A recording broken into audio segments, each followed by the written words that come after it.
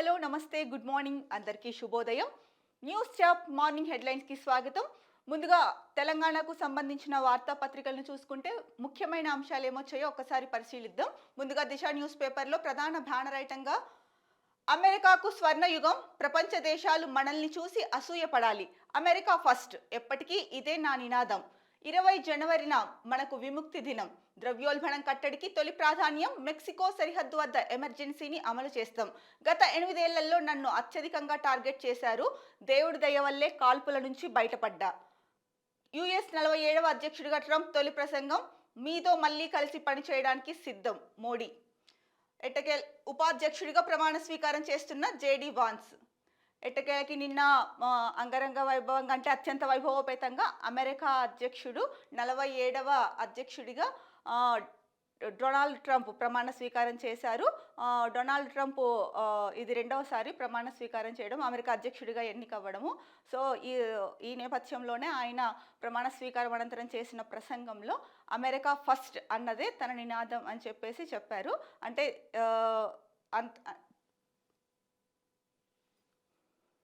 తన ప్రధాన ఫోకస్ అంతా కలిపి కూడా అమెరికా ఎప్పుడు ఫస్ట్ ఉండాలి, దానికోసం ఎంతైనా కృషి చేస్తాను, అదే మన నినాదం అని చెప్పేసి ముందుకెళ్లారు.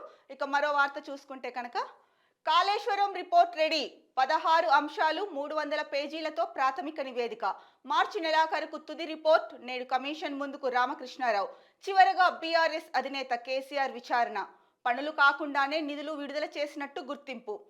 అయితే కాళేశ్వరం గురించి మనకు తెలిసిందండి. కాళేశ్వరం, మేడారం, సుందిల్లా బ్యారేజ్ ఏదైతే అవి కుంగిపోయాయో వాటి మీద ఒక కమిషన్ వేసింది గవర్నమెంట్. దానికి సంబంధించిన రిపోర్ట్ రెడీ అయిపోయిందంట. 16 అంశాలతో 300 పేజీలతో ప్రాథమిక నివేదిక అయితే రెడీ అయ్యింది. మార్చి నెలాఖరికి తుది రిపోర్ట్ అయితే ఇస్తారంట.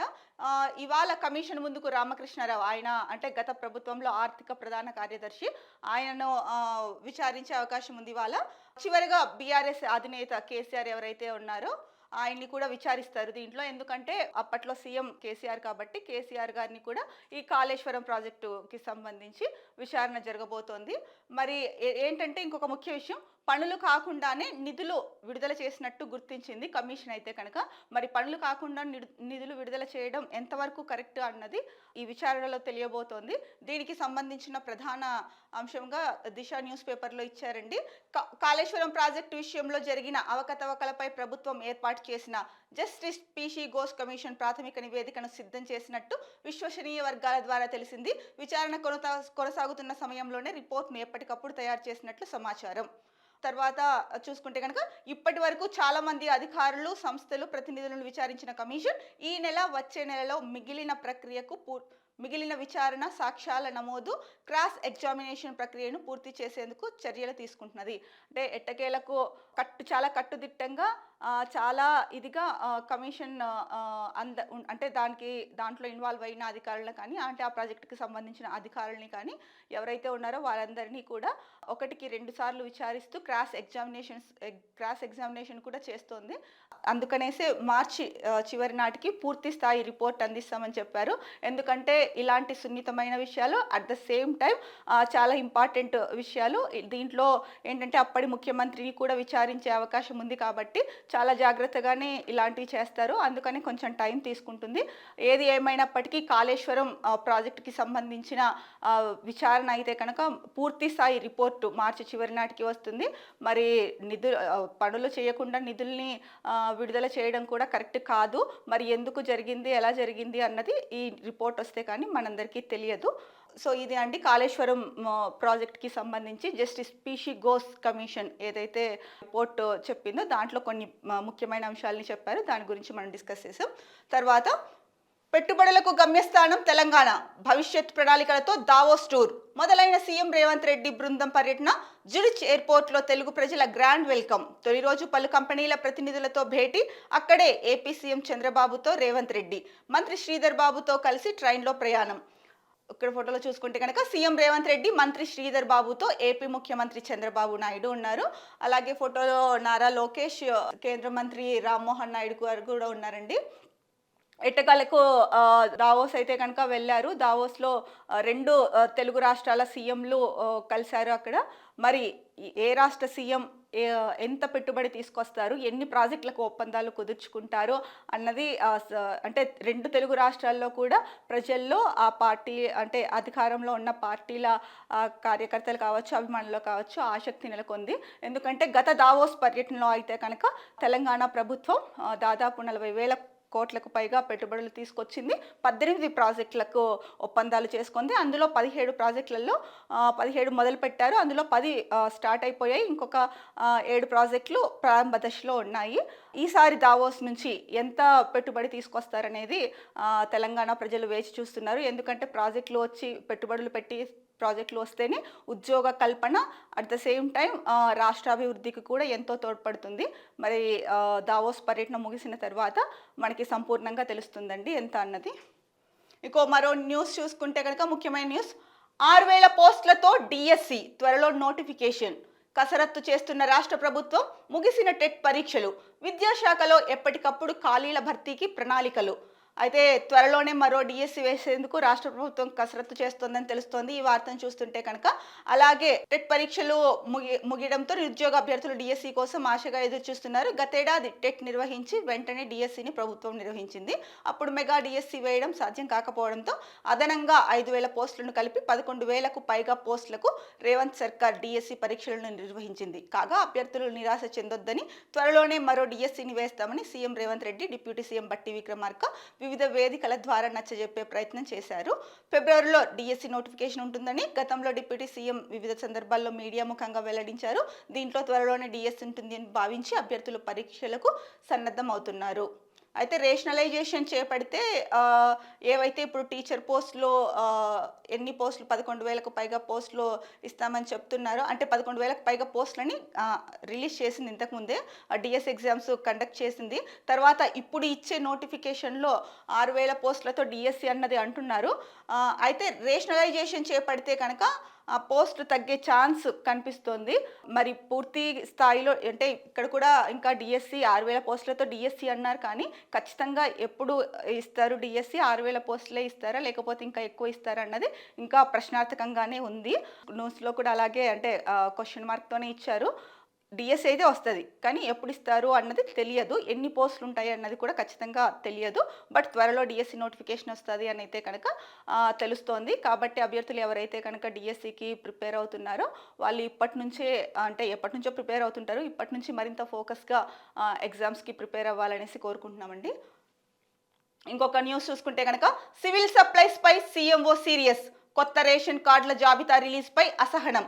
కమిషనరేట్ ఆఫీసర్ల అనాలోచిత నిర్ణయం వల్లే, అందుకే ప్రజల నుంచి విమర్శలు. సీఎం రేవంత్ చొరవతో వివాదానికి ఫుల్ స్టాప్. వీడియో కాన్ఫరెన్స్లో ప్రజలకు క్లారిటీ ఇచ్చిన మంత్రులు. మనకు తెలిసిందే అండి, గత 3 రోజుల నుంచి చూసుకుంటున్నాము. ఈ నెల 26న రేషన్ కార్డుల జారీ ఉంటుంది. అర్హత కలిగిన వాళ్ళందరికీ లబ్ధి చేకూర్చే విధంగా రేషన్ కార్డులు ఇస్తామన్నారు. రేషన్ కార్డులు ప్రధానంగా గతంలో మనం చెప్పుకున్నట్టు పథకాలు ఏవైతే అర్హులకి పథకాలు అందాలో దానికి ప్రామాణికం రేషన్ కార్డు. రేషన్ కార్డు ప్రామాణికంగానే చాలా పథకాలు వర్తిస్తాయి. అందుకనే అర్హత కలిగిన వాళ్ళకి ఎక్కడ రేషన్ కార్డు మిస్ అవుతుందో అని చెప్పేసి ప్రజల్లో కొంత అలజడి రేగింది. ఆ ఉద్దేశంతోనే అంటే ఏదైతే ఫస్ట్ 6.68 లక్షల మంది అర్హులుగా గుర్తించి ఆయా జిల్లాలకు పంపించేశాము అని చెప్పారు. ఇంకొకటి కుటుంబ సమగ్ర సర్వే ద్వారా చేపట్టిన ఆధారంగా అంటే ఆ సర్వే రిపోర్ట్ ఆధారంగా కూడా అర్హులను గుర్తించి దాని ద్వారా పంపించామని చెప్పారు. కాకపోతే ఏదైతే జిల్లాలకు లిస్టు వెళ్ళిన తర్వాత చాలామంది ప్రజల్లో గందరగోళం నెలకొంది. ఎందుకంటే కనుక మేము అంటే అర్హత కలిగి ఉన్నాము, బట్ మా పేరు ఆ లిస్ట్లో లేదు అన్న ఒక కన్ఫ్యూషన్ అయితే స్టార్ట్ అయిపోయి ప్రజల్లో ఒకలాంటి టెన్షన్ మొదలైంది. ఎందుకంటే మరి పథకాలన్నిటికీ ప్రామాణికం రేషన్ కార్డు అయినప్పుడు అంత ముఖ్యమైన రేషన్ కార్డు రాకపోతే ఎవరికైనా టెన్షన్ ఉంటుంది కదండి. కాకపోతే ఒక ప్రభుత్వాధికారి చేసిన అనాలోచిత నిర్ణయం వల్ల ఈ గందరగోళం అంతా క్రియేట్ అయిందనేసి ఎట్టకేలకు తెలిసింది. సో దానిపైన సివిల్ సప్లైస్ శాఖ మీద సీఎంఓ సీరియస్ కావడం జరిగింది. జరిగింది. ఎందుకంటే సమన్వయం చేయాల్సిన అధికారులే ఇలా అంటే ఇలాంటి విషయాలు ఏంటంటే చాలా సున్నితమైన అంశాలు. రేషన్ కార్డులకి మనకు తెలుసు ఎప్పటి నుంచో ప్రజలు వెయిట్ చేస్తున్నారు దరఖాస్తు చేసుకొని ఎప్పుడెప్పుడు రేషన్ కార్డులు వస్తాయా అనేసి. అలాంటి టైంలో ఇంకా కేర్ఫుల్గా ఉండి సమన్వయం చేసుకుంటూ ప్రజలకి మెసేజ్ ఇవ్వాలి. ఇలా అనాలోచిత నిర్ణయాల వల్ల కోట్లాది మంది ప్రజల్లో ఎవరైతే అర్హులు ఉన్నారో, లక్షలాది మంది అర్హులు ఉన్నారో వాళ్ళందరిలో ఒకలాంటి భయాన్ని క్రియేట్ చేయడం అనే చెప్పొచ్చు దీన్ని. సో ఎట్టకేలకు తెలిసింది ఒక అధికారి అనాలోచిత నిర్ణయం వల్ల ఇలాంటిది జరిగిందనేసి. అందుకనే సీఎంఓ కూడా సివిల్ సప్లైస్ పై ఆగ్రహం వ్యక్తం చేసింది. ఇక సీఎం రేవంత్ రెడ్డి గారు వీడియో కాన్ఫరెన్స్ ద్వారా సో ఎవరు టెన్షన్ పడకండి, అర్హులందరికీ కూడా రేషన్ కార్డులు వస్తాయని చెప్పారు. సో దీనివల్ల సో ప్రజలు ఎవరు టెన్షన్ పడకండి, అర్హత కలిగిన ప్రతి ఒక్కరికి కూడా రేషన్ కార్డులు అందుతాయండి. అర్హత కలిగిన ప్రతి ఒక్కరికి కూడా రేషన్ కార్డులు అందుతాయి అనేసి సీఎం రేవంత్ రెడ్డి అన్నారు. కాబట్టి ఎవరు టెన్షన్ పడకండి. ఇక మరో ముఖ్యమైన వార్తాపత్రిక చూసుకుంటే కనుక వెలుగులో ప్రధాన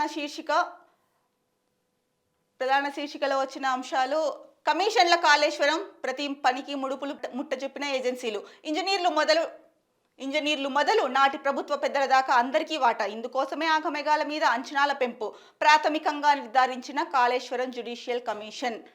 మనము ఇందాకనే చెప్పుకున్నామండి, కాళేశ్వరం మీద ఏదైతే జస్టిస్ పిసి ఘోష్ కమిటీ ఉందో వాళ్ళు అంటే నివేదిక తయారు చేశారు. పూర్తి స్థాయి నివేదిక మార్చి నాటికి వస్తుందనేసి. కేసీఆర్ని కూడా విచారించే అవకాశం ఉంది దీంట్లో. ఎందుకంటే అప్పటి ముఖ్యమంత్రి కేసీఆర్ గారే కాబట్టి. అందులో నిధులు విడుదల అంటే పనులు పూర్తి చేయకుండానే నిధులు విడుదల అవ్వడం కూడా మనము చూసుకున్నాము. కాకపోతే ఇక్కడ ఇంకొక కొన్ని పాయింట్స్ ఇచ్చారు. ఏంటంటే ప్రతి పనికి కూడా ముడుపులు అప్పచెప్పారు ఏజెన్సీలకు అని చెప్పేసి. ఇంజనీర్ల దగ్గర నుంచి ప్రభుత్వ పెద్దల దాకా కూడా అందరికీ అంటే ఆ ప్రాజెక్ట్కి సంబంధించిన వ్యయం అమౌంట్ ఏదైతే ఉంటుందో దాంట్లో ఇంజనీర్ల నుంచి ప్రభుత్వ పెద్దల దాకా అందరికీ వాటా వెళ్ళిందంట. ఇందుకోసమే ఆగమేఘాల మీద అంచనాల పెంపు చేశారని చెప్పేసి ప్రాథమికంగా నిర్ధారించిన కాళేశ్వరం జ్యుడిషియల్ కమిషన్ అని చెప్పేసి ఇచ్చారు దీంట్లో వెలుగు న్యూస్ పేపర్లో. మరి ఉన్నత పదవుల్లో ఉన్న వాళ్ళు ప్రాజెక్ట్ని ముందుకు తీసుకెళ్లాల్సింది పోయి వాళ్ళు కూడా అవినీతికి లంచాలకు పాల్పడితే ఇంకా జిల్లాల స్థాయిలో లంచాలు తీసుకునే వాళ్ళ పరిస్థితి ఏంటి, ప్రజలు ఎవరికి చెప్పుకోవాలి? సో దీనిపైన ఎట్టకేలకు మార్చి చివరి నాటికి రిపోర్ట్ వస్తుంది కాబట్టి ఎవరు దోషులో ఎవరు ఏంటి అన్నది తెలుస్తుంది. అంతవరకు మనము ఎదురు చూడాల్సిందే. ఇక మరో న్యూస్ చూసుకుంటే కనుక స్థానిక రిజర్వేషన్లపై కసరత్తు, సర్పంచ్ ఎన్నికల్లో బీసీ రిజర్వేషన్ల పెంపుకు ప్రభుత్వం మొగ్గు, ఎవరైనా కోర్టుకు వెళ్తే ఏం చేయాలనే దానిపై స్టడీ, ఈ నెలాఖరులోనే డెడికేటెడ్ కమిషన్ నివేదిక, అసెంబ్లీ సమావేశం నిర్వహించి తీర్మానం చేసే యోచన, ఫిబ్రవరిలోనే ఎన్నికల నిర్వహణకు కసరత్తు. మనకు తెలిసిందండి స్థానిక సంస్థల ఎన్నికలు దగ్గరలో ఉన్నాయి. దీనికి సంబంధించి రిజర్వేషన్లపై కసరత్తు చేస్తున్నారు. అలాగే సర్పంచ్ ఎన్నికల్లో బీసీ రిజర్వేషన్ల పెంపు గురించి కూడా ప్రభుత్వం అంటే బీసీలకు రిజర్వేషన్లు పెంచాలి అని చెప్పేసి అటువైపు మొగ్గు చూపుతోంది అని చెప్పేసి ప్రధాన వార్తగా ఇచ్చారు. ఇగో మన ముఖ్యమైన న్యూస్, 4 స్కీములకు ఇయాల్టి నుంచి అప్లికేషన్లు, నేటి నుంచి 24 దాకా ఊరూరా గ్రామ సభలు, ప్రస్తుత లిస్టుల్లో పేర్లు లేని వాళ్ళు దరఖాస్తు చేసుకునే ఛాన్స్, గ్రామాలు వార్డుల వారీగా షెడ్యూల్ రిలీజ్ చేసిన ఆఫీసర్లు, ఎంపీడీఓ తహసీల్దార్ కార్యాలయాల్లోనూ అప్లై చేసుకోవచ్చు, అర్హులందరికీ స్కీములు వర్తిస్తాయి, ఆందోళన వద్దన్న సర్కార్, గ్రామ సభలను ప్రత్యక్షంగా పర్యవేక్షించనున్న ఉన్నతాధికారులు, క్షేత్రస్థాయిలో సమస్యలు ఉంటే అక్కడికక్కడే పరిష్కారం. సో ఈ రోజు నుంచి ఏదైతే 4 స్కీమ్స్ ఉన్నాయో, ఇందిరమ్మ ఇల్లు, రైతు భరోసా, ఇందిరమ్మ ఆత్మీయ భరోసా, ఈ ఇల్లు ఏదైతే ఈ 4 స్కీమ్స్ ఉన్నాయో ఈ 4 స్కీమ్స్కి సంబంధించి ఇవాళ నుంచే దరఖాస్తులో ఆహ్వానిస్తున్నారు. అర్హులైన వాళ్ళందరూ కూడా దరఖాస్తు చేసుకోవచ్చు. ఒకవేళ లిస్టులో అర్హత కలిగిన వాళ్ళ పేర్లు లేకపోతే కనుక గ్రామ సభలు ఏర్పాటు చేస్తున్నారు. దానికి కూడా ఉన్నతాధికారుల పర్యవేక్షణలోనే గ్రామ సభలు నడుస్తాయి. ఆ సభల్లో అక్కడికక్కడే వాళ్ళు చెప్పొచ్చు. చెప్తే కనుక అక్కడికక్కడే వాళ్ళకు కూడా సో ఏదైతే పథకంకి వాళ్ళు అర్హత కలిగి ఉన్నారో ఆ పథకాలు వాళ్ళకి అందిస్తామని చెప్పేసి రాష్ట్ర ప్రభుత్వం చెప్తోంది. దీంట్లో ఎవరు కూడా ఆందోళన చెందవద్దని చెప్పేసి ప్రభుత్వం ప్రభుత్వం చెప్పింది. ఇది నిజంగా ఒక రకంగా చెప్పాలంటే కనుక చాలా మంచి విషయం అండి. ప్రజల్లో ఉన్న టెన్షన్ పోగొట్టడానికి క్షేత్రస్థాయిలోనే అంటే గ్రామ సభలు ఏవైతే నిర్వహిస్తారో అక్కడే అర్హత కలిగిన వాళ్ళకి కూడా వాళ్ళ పేర్లు ఒకవేళ మిస్ అయ్యి ఉంటే కనుక లిస్టులో వాళ్ళ పేర్లు అక్కడికక్కడే లిస్టులో చేర్చి వాళ్ళకు కూడా పథకాలు అందించడం అనేది చాలా మంచి విషయము. ఇంకొకటి ఉన్నతాధికారులతోనే పర్యవేక్షణ చేయిస్తున్నారు. ఇది కూడా చాలా మంచి విషయం. ఇలా ఉంటేనే ప్రజలకి ప్రభుత్వానికి మధ్య గ్యాప్ ఉండదు. ప్రజలకు ఏదైతే కనుక వాళ్ళ సమస్యలు ఉన్నాయో లేదా వాళ్ళ అర్హత కలిగి ఉండి కూడా ఎందుకు వాళ్ళకి రాలేకపోయింది అన్న దాని మీద కూడా దృష్టి పెట్టచ్చు. అంటే భవిష్యత్తులో ఇంకొకసారి ఇలా జరగకుండా ఉండడానికి చూసుకునే ఆస్కారం ఉందన్నమాట దీని ద్వారా. ఇక మరో న్యూస్ పేపర్ చూసుకుంటే తెలంగాణలో ఈనాడు న్యూస్ పేపర్ అండి. ఇంకా ఇందులో మరణించే వరకు జైల్లోనే కోల్కతా వైద్యురాలిపై హత్యాచారం కేసులో నిందితుడికి యావజ్జీవ ఖైదు. శిక్ష ఖరారు చేస్తూ సెషన్స్ కోర్టు తీర్పు. బాధితురాలి కుటుంబానికి 17 లక్షల రూపాయలు చెల్లించాలని బెంగాల్ ప్రభుత్వానికి ఆదేశం. మరణదండన విధించకపోవడంపై బాధితుల అసంతృప్తి. మనకు తెలిసిందే అండి, Kolkata junior doctor trainee doctor ఎవరైతే ఉన్నారో తన పైన జరిగిన ఘటన శత్రువులు ఎవ్వరికీ కూడా జరగకూడదు. దోషికైతే యావజ్జీవ కారాగార శిక్ష వేశారు. కానీ బాధితులు ఎవరైతే ఉన్నారో అంటే తన తల్లిదండ్రులు, బాధితురాలి తల్లిదండ్రులు ఎవరైతే ఉన్నారో వాళ్ళైతే అసంతృప్తిగానే ఉన్నారు. ఎందుకంటే అంత కిరాతకంగా ఘోరంగా చేసిన వ్యక్తికి యావజ్జీవ శిక్ష ఖైదు కాదు, మరణదండన విధించుండాల్సింది. ఆ మరణదండన విధించకపోవడంపై ఇంకా అసంతృప్తిగానే ఉన్నారు. ఎందుకంటే దేశవ్యాప్తంగా సంచలనం సృష్టించిన కేసు ఇది, మనందరికీ తెలుసు. నేను ఇక్కడ బాధితురాలి పేరు ప్రస్తావించదలుచుకోలేదు. సో ఈ ఘటన ఇప్పటికీ కూడా చాలామంది మనసుల్లో అలా ముద్ర పడిపోయింది. ఎందుకంటే ఒకప్పుడు ఢిల్లీలో జరిగిన ఘటన కావచ్చు, తర్వాత హైదరాబాద్లో జరిగిన ఘటన కావచ్చు, మళ్ళీ ఇప్పుడు గత కొద్ది రోజుల క్రితం కోల్కతాలో జరిగిన ఆర్జీగర్ హాస్పిటల్లో జరిగిన ఈ కేసు కావచ్చు. ఇలాంటివన్నీ కూడా ప్రజలు మర్చిపోలేరండి అంత త్వరగా. ముఖ్యంగా అమ్మాయిల తల్లిదండ్రులు, అమ్మాయి బయటకు వెళ్ళిందంటే ఇంటికి వచ్చే వరకు టెన్షనే. అభివృద్ధి చెందుతున్నాయి రాష్ట్రాలు, దేశాలు, ముందుకెళ్తున్నాము, టెక్నాలజీ పెరిగింది, ఇన్ని చెప్పుకుంటూ వెళ్తున్నాం. కానీ అమ్మాయిలకి మాత్రం సేఫ్టీ లేదు అనే ఖచ్చితంగా చెప్పవచ్చు. ఇప్పుడు శిక్ష విధిస్తున్నారు, అయిపోయింది. మరి అమ్మాయిలకి రక్షణ ఏది? దీనిపైన ఎలాంటి చర్యలు తీసుకుంటోంది ప్రభుత్వం? ఓకే, ఢిల్లీలో జరిగిన ఘటన అప్పుడు నేను తన పేరు కూడా ప్రస్తావించదలుచుకోలేదండి. ఢిల్లీ ఘటన జరిగినప్పుడు కూడా ఒక చట్టం తీసుకొచ్చింది, కానీ అది ఎంతవరకు అమలులో విజయం సాధిస్తోంది? ఇట్లాంటి ఘటనలు జరుగుతూనే ఉన్నాయి. ఏ పల్లెకి వెళ్ళినా ఎక్కడో ఒక చోట మనం రోజు వార్తాపత్రిక చూసినా, టెలివిజన్ ఛానల్స్లో చూసినా కూడా ఆడపిల్లలపై వృద్ధులను కూడా వదలట్లేదు. సో ఇలాంటి వాళ్ళ అంటే అమ్మాయి అంటే చాలు ఏదో ఒక ఘటన జరుగుతోంది. చాలా చోట్ల చాలా సందర్భాల్లో వెలుగులోకి వచ్చినవి మనం న్యూస్ పేపర్లో చదువుతున్నాం, వెలుగులోకి రానివి ఎన్నున్నాయో. ఎందుకంటే ఇలాంటి వాటికి ముఖ్యంగా ఎక్కడ పరువు పోతుందో అని చెప్పేసి, లేకపోతే నిందితులు వాళ్ళని భయపెట్టించడం కావచ్చు, బ్లాక్మెయిల్ చేయడం కావచ్చు, దానివల్ల వెలుగులోకి ఈ ఘటనలు చాలానే ఉన్నాయండి. సో మరి వీటికి ఎప్పుడు అడ్డు కట్టపడుతుందో, ఎప్పుడు వీళ్ళల్లో మార్పు వస్తుంది అన్నది తెలియదు. సో దీనికి దిశా చట్టమే కాకుండా ఇంకా ఇలాంటివి జరగకుండా ఉండడానికి, వీటిని పూర్తిగా ఆపగలగడానికి కేంద్ర ప్రభుత్వం ఏదైనా సరైన అంటే స్ట్రిక్ట్గా ఇంకా భయపడాలన్నమాట. అమ్మో ఇలా చేస్తే కనుక ఇంకా మన పని అంతే అన్న భయం కలిగేలాగా ఒక చట్టాన్ని ఏదైనా తీసుకొచ్చి అమలు చేస్తే కానీ ఇలాంటివి ఆగే పరిస్థితి లేదు.